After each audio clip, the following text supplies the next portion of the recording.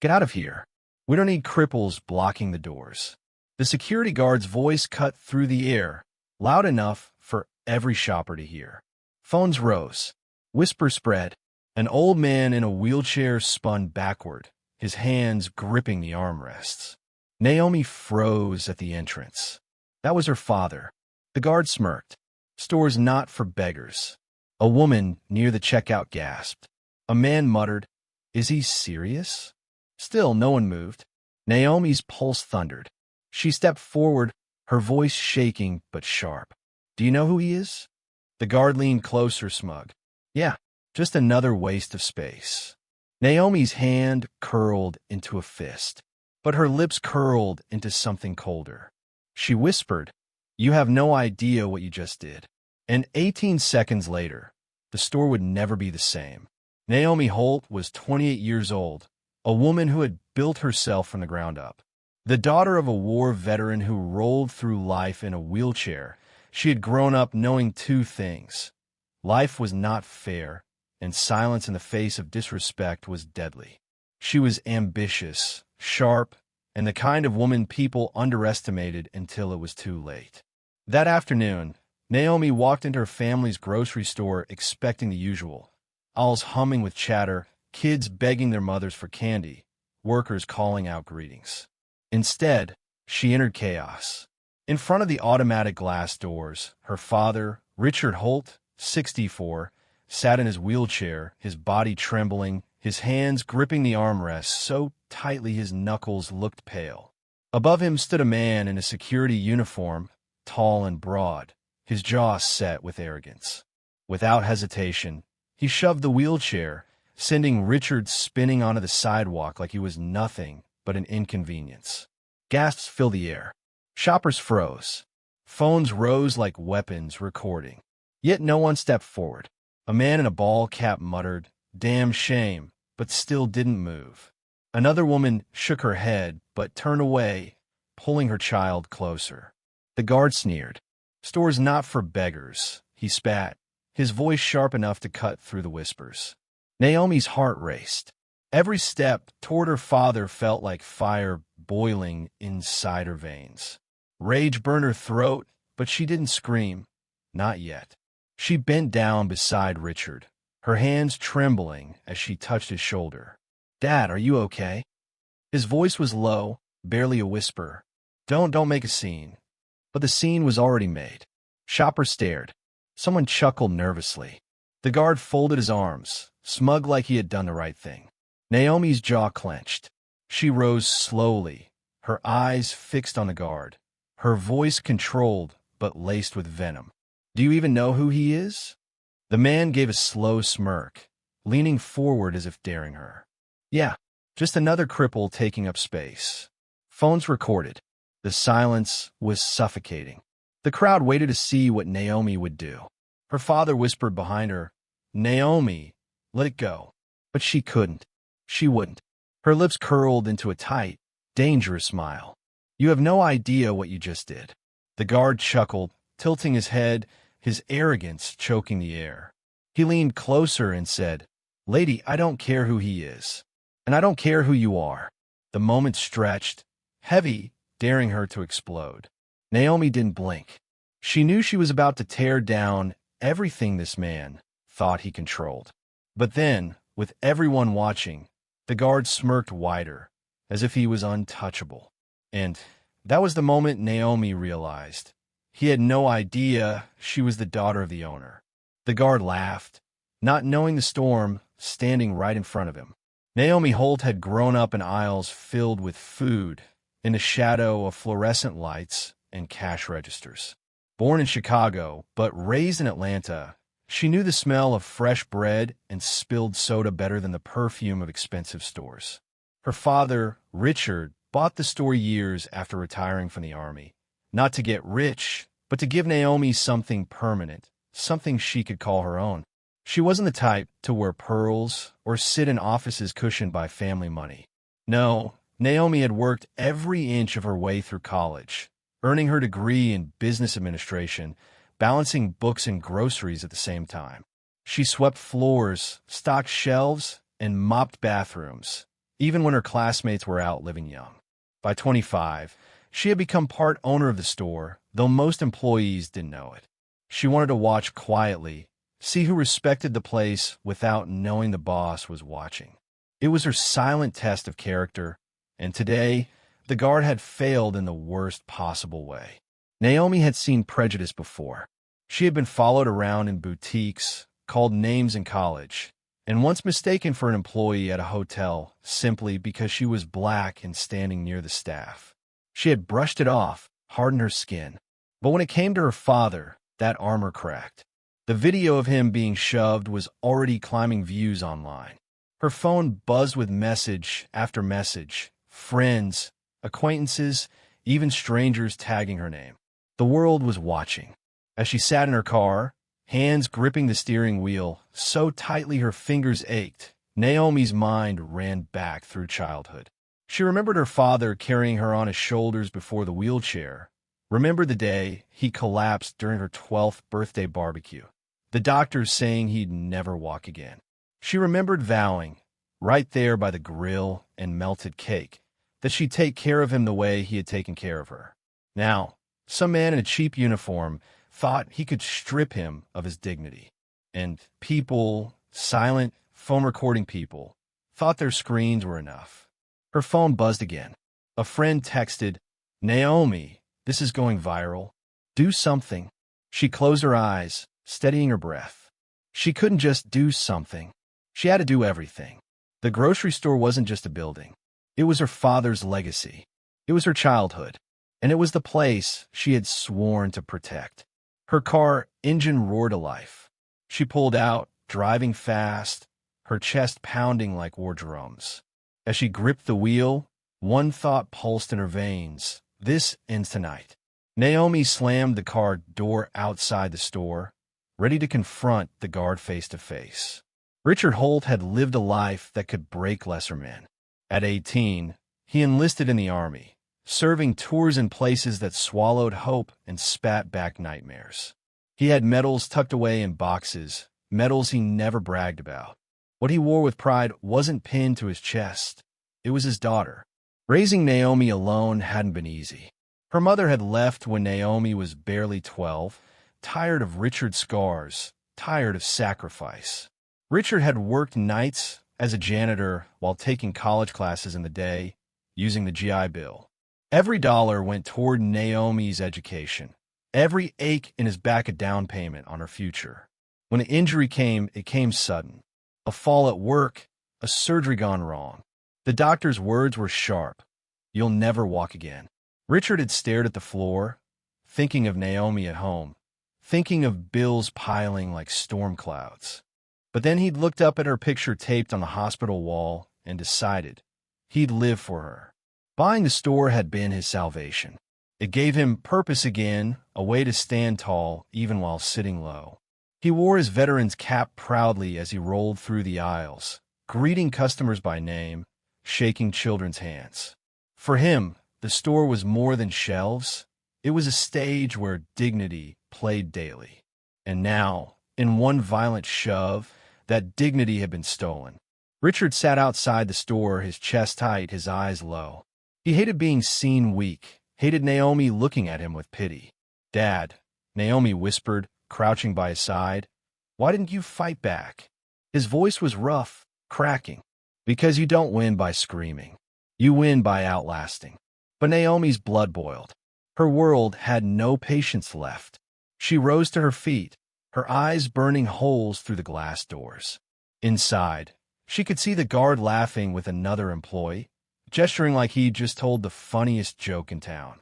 Customers shuffled past, glancing but not interfering, the quiet cruelty of indifference filling the space. Richard touched her hand. "Naomi, don't make a scene." Her head shook, jaw clenched. "Dad, he made the scene. I'm just finishing it."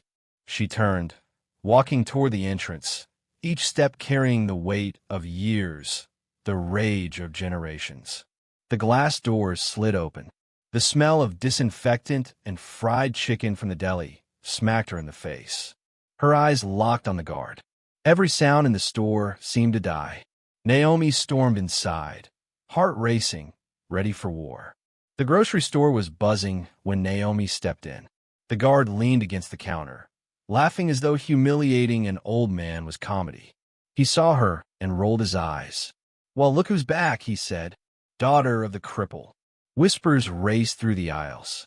A mother tugged her son closer, afraid of trouble. Phones pointed up, ready to record more drama. Naomi walked straight to her father's wheelchair, parked just inside the doorway now, his hands folded tight in his lap. She straightened, her voice low but sharp enough to cut. "Do you know who you just laid your hands on?" The guard chuckled, tossing a glance at nearby customers. "Yeah, some old man in my way." "Wrong answer," Naomi snapped. The man scoffed. "Lady, I don't get paid enough to argue with crazy daughters. Take him home and stop making a scene." The crowd murmured, half curious, half entertained. A young man whispered, "She's about to snap." Naomi stepped forward, so close she could smell the cheap cologne on his shirt. Her voice was steady, her face inches from his. "That man you pushed is a veteran. He bled for this country. And he's my father." For the first time, the guard hesitated. Just for a second. Then he smirked, lifting his chin. "Don't matter. He's still dead weight." A sharp gasp cut through the air. Even the phones shook in hands as people recorded. Naomi clenched her fists, nails digging in her palm. The rage was screaming inside her, begging to be unleashed. But Richard's voice echoed in her head. "Power is patience." She drew a slow breath, her lips curling into the coldest smile. "You really don't know who I am, do you?" she whispered. The guard raised his brows, laughing. "No, and I don't care." Naomi's next words would shatter his arrogance completely. Naomi's chest rose and fell. The urge to slap him, to scream, to break every bone of arrogance in his body. It shook her to her core. But then she heard her father's lessons like a whisper on her shoulder. "Never let them see you lose control, Naomi. When you do, they win twice." So instead of exploding, she leaned back. Her voice was soft, measured, almost sweet. "You want to know who I am?" The guard crossed his arms. "Not really." "Too bad," she said, "because I own this place." The silence that followed was electric. Customers froze, phones recording every syllable. A cashier at lane 3 gasped, hand over mouth. The man in the ball cap muttered, "Wait, she owns this joint?" The guard's smirk faltered. Then he laughed. "Nice try, sweetheart. Owners don't drive rusty cars or wear cheap shoes." Naomi smiled, slow and dangerous. "Then maybe you should call your district manager and ask who signs your paycheck." The color drained from his face for half a second, but arrogance rushed back like a shield. "Lady, get out before I call the cops." The crowd buzzed. A few people whispered in defense of Naomi, others just hungry for drama. The security guard pulled his radio to his lips, his hand shaking slightly. Naomi didn't blink. She stood taller, looking him straight in the eye. And then, flashing lights hit the window. Red and blue. Police. The guard had called them, and Naomi was about to face something far worse than his insults. The flashing lights outside cut through the glass doors like blades. Sirens screamed, and the crowd parted, pulling out their phones even faster. The guard's smug grin widened as 2 police officers stepped inside, hands resting on their belts. He pointed at Naomi. "There she is," he said, his voice dripping with false authority.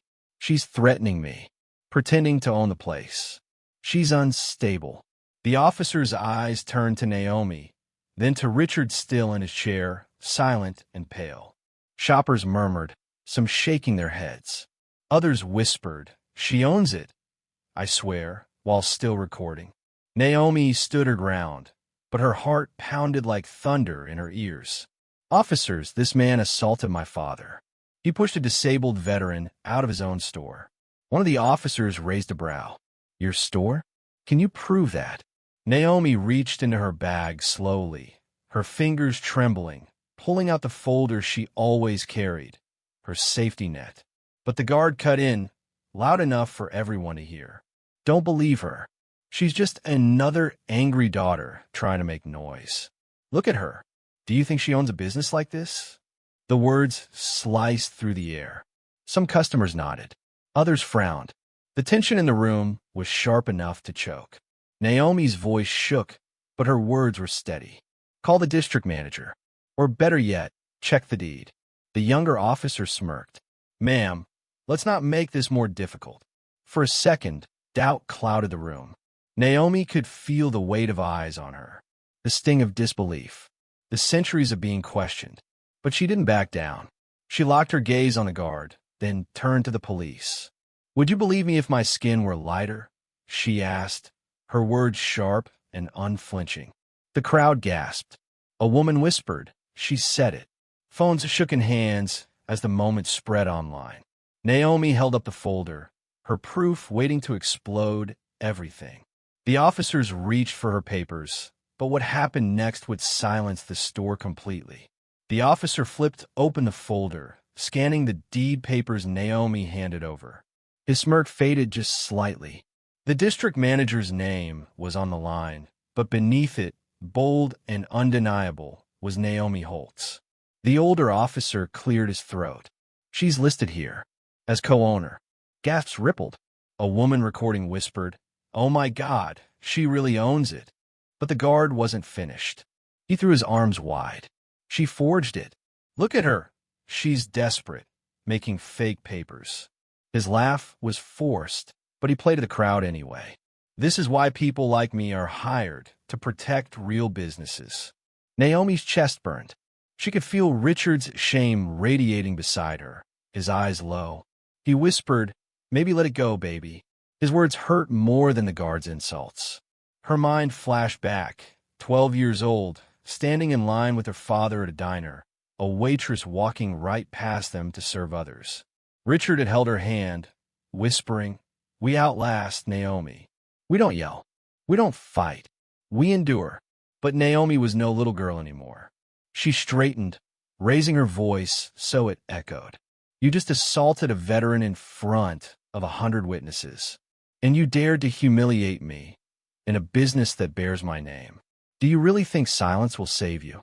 The guard's laugh faltered. The crowd leaned closer. The younger officer looked unsure. But then the guard smirked again, raising his voice. "Lady, you're nothing but a liar." Naomi turned to the crowd, her voice cracking like lightning. "What would you do if this was your father? If it was your family's dignity ripped apart? Would you still stand quiet?" Phones zoomed in. Silence hung. No one answered. Naomi's fury turned cold as she prepared to end his career in one blow. The manager's phone buzzed as Naomi dialed directly from her own cell. Every eye followed her as she put the call on speaker. A voice came through clear, the district manager confirming, "Yes, Naomi Holt is co-owner of that store." The guard's face cracked. His lips parted, but no sound came. Customers gasped. The cashier who had whispered earlier covered her mouth in shock. Naomi's smile was sharp as glass. "So, who looks like a liar now?" The officers stepped back, nodding. One mumbled, "Ma'am, we apologize." But Naomi wasn't finished. She turned to the guard, her words steady and strong. "You're fired, effective immediately. And believe me, you'll never work in security again." The guard laughed bitterly, but his eyes darted. The arrogance was slipping. "You think you've won? You have no idea what's coming." He stormed out, slamming the doors so hard the glass rattled. Customers whispered in shock. Some clapped. Others stared in guilt, ashamed they hadn't spoken sooner. Naomi knelt beside Richard, touching his hand. His eyes shimmered with tears, pride and pain tangled together. For a brief moment, Naomi thought the war was over. But when she stepped outside later, her heart froze. Across the front windows, spray-painted in red, were the words, "Cripples not welcome." Naomi realized the fight had only just begun. The graffiti glared at Naomi in the morning light. Red paint dripping like blood. Shoppers passed by in silence, pretending not to see. Richard sat in his chair, staring at the words, his face pale. "I told you this would bring trouble," he whispered. Naomi's jaw clenched. She thought about other battles she'd fought, college professors who doubted her, landlords who wouldn't rent to her, betrayals from supposed friends who said she was too ambitious. She had survived them all. But this was a wound carved into her father's dignity. She called the police, filed a report, but the officer shrugged. No cameras caught it. Could have been anyone. His words were flat, careless. Her employees, though, gathered around her. A young cashier said, "We're with you, Miss Holt. Don't let him scare you." Others nodded, clapping her on the back. A small victory, but it lit a fire inside her. Naomi posted the graffiti online. Within hours, the image spread. Supporters flooded her inbox with outrage, demanding justice. Yet haters appeared too, comments calling her dramatic, attention-seeking. As night fell, Naomi stood outside with a paint roller covering the words herself. Neighbors watched, some offering help, others whispering quietly. She thought it was over, but the next morning, her stomach dropped. On her phone was a new message from an unknown number. "This is only the beginning." Naomi realized the guard was not finished, and revenge was just starting. It began online. Fake accounts spreading lies. Posts calling Naomi unstable. A fake owner, angry for attention. Hashtags appeared overnight. Customers who once filled the store began trickling away. A woman whispered at the register, "I heard she cursed out the police." Another man shook his head, saying she made it all up. The lies spread like wildfire. Naomi sat at her desk, scrolling through the chaos. Each word stung. Each rumor chipped at her spirit. Her father wheeled up beside her, resting his hand on hers. "Baby, they can't destroy truth. Truth outlasts lies." But her chest tightened anyway. She felt like the walls were closing in. She leaned back, staring at the ceiling. Why does it always have to be us, Dad? Why we have to prove we belong over and over? Richard's eyes watered. Because the world fears strength in those it underestimates. A kind moment, yet outside, the war was spreading. Protesters gathered, shouting insults, holding signs that said fraud and fire her. Then, as Naomi closed the blinds, an envelope slid under the door. She picked it up, her hands trembling. Inside was a single sheet of paper, the letters jagged and hateful. "You'll regret ever opening your mouth. Watch your back." Her breath caught. Her father's face hardened. The fear in his eyes was one she hadn't seen since childhood. Naomi now knew this wasn't just harassment. This was war. It wasn't the lies online that finally broke Naomi. It wasn't even the hateful chants outside the store. It was the silence in her own living room, the kind of silence that feels heavier than any words.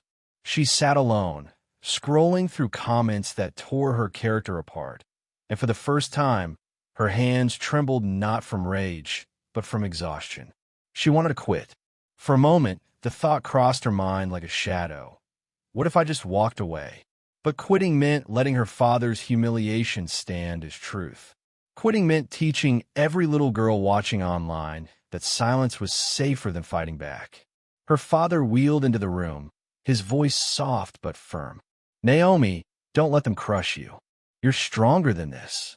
She looked at him, tears filling her eyes. "Why does it always have to be a fight, Dad? Why can't life just let us breathe?" Richard reached out, his hand rough and calloused, pressing against hers. "Because some battles choose us, and the only choice we get is how hard we swing back." But even his words couldn't stop the ache inside her. Naomi's memories flooded back.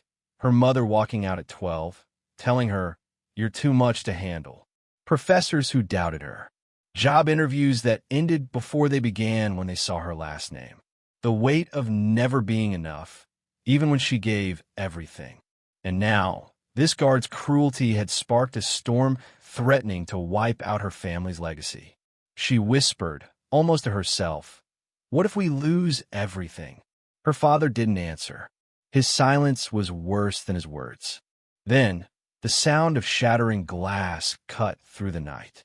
Naomi ran outside, heart pounding, to find her car windows smashed, glass glittering like ice across the street. She froze, the fear sinking deeper than any insult. Naomi now knew this wasn't random hate anymore. This was personal. By morning, the video of Richard being shoved had reached millions. Across social media, strangers were outraged. Comments poured in, "How could anyone do this to a veteran? That guard should be in jail." For the first time, Naomi felt the tide shift. Flowers arrived at the store, cards taped to the glass with messages like "We stand with you" and "Veterans deserve respect." A group of students even offered to repaint the storefront for free. But not everyone came with love. The ex-guard rallied a group of men, marching outside the store with signs and megaphones. "Fraud," they shouted. "She doesn't belong here." The contrast was painful. On one side, support swelling. On the other, hate boiling. Naomi stood at the window, watching. "Why do they hate me so much when they don't even know me?" she whispered. Her father's voice was calm. "Because truth exposes weakness, and they're terrified of you standing tall." Inside, employees gathered, whispering their loyalty. One said, "We've got your back, Miss Holt. Don't let them scare us." For a moment, Naomi's heart softened. She felt less alone. But as the crowd outside grew louder, she felt the danger rise. Bottles clinked, curses rang out. Then, her blood ran cold. Through the blinds, she saw the ex-guard, holding a bullhorn, smirking directly at her. He pointed toward the store, shouting, "This is only the beginning." Naomi realized the man wasn't done. He was just getting started. The chants outside grew louder each day. "Shut it down. Fraud." The air was heavy with rage, spilling across the sidewalk like poison. Naomi watched from the front counter, her heart pounding as customers rushed out, scared of the noise. Some whispered apologies as they left. Others didn't look back. Her employees begged, "Call the police, Naomi." But she knew the cops would only shrug again, call it freedom of speech. Richard wheeled up, his voice low. "Don't let them scare you, baby. This isn't the first mob I've faced." His words carried weight, but Naomi could see the worry in his eyes. The ex-guard marched in front with his bullhorn, screaming insults so vile that even some of his followers looked uneasy. But none left. Hate has a way of gluing people together. Naomi clenched her fists. "What would you do," she thought silently, "if strangers lined your sidewalk and spit on your family's name?" That night, when the crowd finally left, Naomi walked through the aisles, checking every corner. Her chest felt heavy, but she whispered to herself, "This is still mine." Then she heard it. A crash. A shuffle. She turned the corner and froze. Shelves had been knocked over, jars smashed, milk spilling across the floor. The smell of vinegar and dust filled the air. The store wasn't empty. Someone had broken in. Naomi's fight had just crossed from protest to sabotage. The morning sun revealed the wreckage. Aisles knocked down, cereal crushed under boots, glass shimmering across the floor. Employees stood in silence, their faces pale. Naomi filed another report, but the officer shook his head. "No cameras. No witnesses. Nothing we can do." Her fists tightened. "Nothing you can do? My store is being torn apart." He sighed. "Sorry, ma'am. Without proof, our hands are tied." Naomi wanted to scream. Instead, she swept the broken glass herself, her employees joining in quietly. The sound of brooms scraping against the floor was louder than words. That night, she and Richard shared dinner at home. For a moment, the chaos faded. Richard lifted his fork, smiling faintly. "You know what? They can break shelves, Naomi, but they can't break us." It was the smallest of comforts, but Naomi clung to it. Until later that evening, when she picked up her phone, a new message lit up her screen. It was a photo. Her home, her porch, her front door, taken from the shadows. The caption read, "We know where you sleep." Her breath caught in her throat. The fight had left the store and followed Naomi home. The nights grew heavier. Naomi lay awake, staring at the ceiling, every creak of the house making her flinch. Her father wheeled down the hallway, whispering, Try to sleep, baby. But she couldn't. Not when she knew eyes were watching. One night, the sound came again. Voices outside. Laughter, sharp and mocking. Rocks tapped against the window. Naomi peered through the blinds. Shadows moved on the lawn, their figures blurred but menacing. She clenched her phone, ready to dial, but froze. Would the police even believe her now? She whispered to herself. What would you do if danger stood outside your home and no one would protect you? Her neighbor, an older man named Mr. Wilson, knocked on her door the next morning. I saw them last night, he said, his face kind but worried. Don't worry, Naomi. I'll keep an eye out. His words gave her a flicker of comfort, but fear still clung to her chest. That evening, Richard's voice carried from the living room. Naomi. She ran in, heart racing. Her father was slumped in his chair, his face pale, sweat dripping down his forehead. His breaths came sharp and shallow. No, Naomi whispered, dropping to her knees. Dad, please. Not now. Her hand shook as she dialed for help. Sirens wailed in the distance, each second dragging like hours. Naomi's father collapsed from the weight of it all, and now his life hung in the balance. The hospital lights flickered above Naomi like they were mocking her. Richard lay in the bed, tubes in his arm, his face pale, but his eyes still sharp. She sat beside him, holding his hand as if her grip could keep him alive. He squeezed weakly. Don't cry, baby. I've faced worse than this. But Naomi's chest felt like it was breaking. You shouldn't have to face this again. Not after everything you gave this country. Not after everything you gave me. The nurse walked in, offering a kind smile. He's stable, but stress isn't helping. He needs rest, Miss Holt. Naomi nodded, though rest felt like a luxury she couldn't afford. Her phone buzzed again. Another message. She opened it with trembling hands. The words were jagged, written in rage. Next time, it won't just be him. You're next. Her heart froze. She looked at her father, his chest rising and falling slowly. If she told him, it might kill him.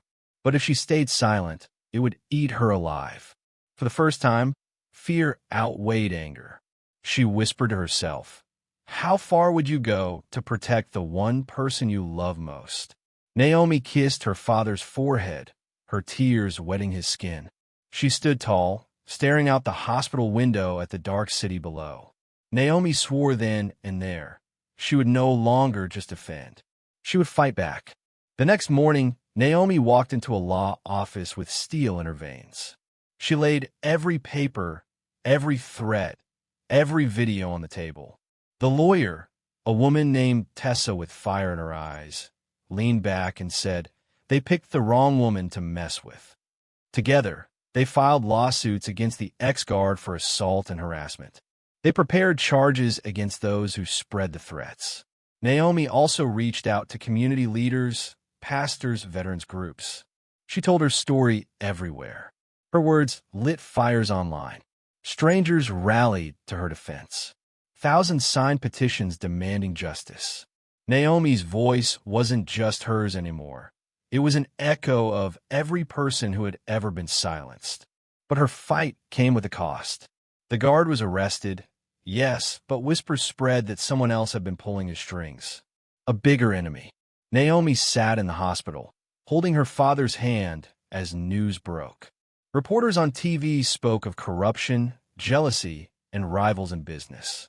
Richard turned his head slowly, whispering, baby, the guard was just a pawn. Her stomach turned cold. If the guard was just a piece, then who was playing the game?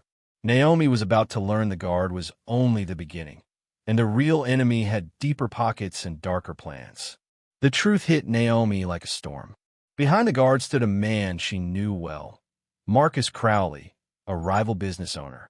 He had always despised her father, jealous that a veteran with nothing had built something while he, with money and privilege, had failed. Marcus had hired the guard. Marcus had fueled the protests. Marcus wanted Richard's market to collapse so he could swoop in and buy the land cheap. Naomi's hands shook as she remembered past betrayals. Partners who had promised help but left her stranded. Investors who smiled to her face but pulled out behind her back. Now, Marcus was threatening her directly. A message arrived. This is your last warning. Sell the store, or watch it burn. She stared at the words, her mind racing. Could she risk losing her father's legacy? Or risk losing her father himself? Her father's voice broke through the storm. Naomi, you can't bow to him. If you do, he wins twice. He takes your pride and your future. Naomi swallowed hard. She knew what she had to do, but the price would be high. That night, fire danced against the store windows, and Naomi realized Marcus had just made his first move. The smoke rose high into the night sky. Sirens wailed as firefighters battled the blaze, consuming Richard's market. Naomi stood in the street, coughing, tears streaming down her face as she clutched her father's hand, wheeling him away from the heat. The fire roared, swallowing shelves, registers, memories. Years of work gone in minutes. Neighbors cried. Employees sobbed. Naomi could barely breathe.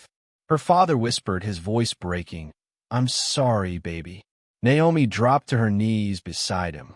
"No, don't you dare apologize.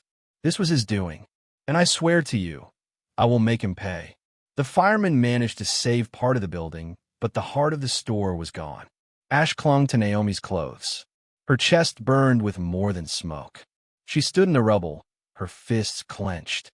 Cameras captured her face lit by flames. And she whispered words meant for Marcus, for every enemy watching. "You think fire destroys me? No, fire forges me."